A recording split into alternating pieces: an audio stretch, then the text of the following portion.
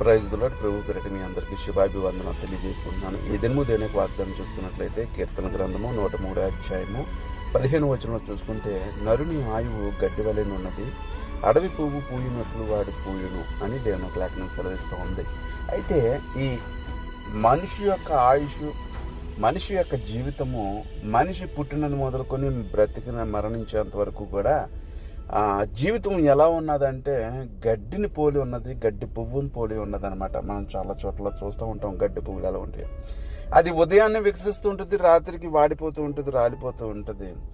గట్టిగా గాలి వేచగా అది చెదిరిపోవును, అది పడిపోవునని దేవుని లేఖనం సెలవిస్తుంది.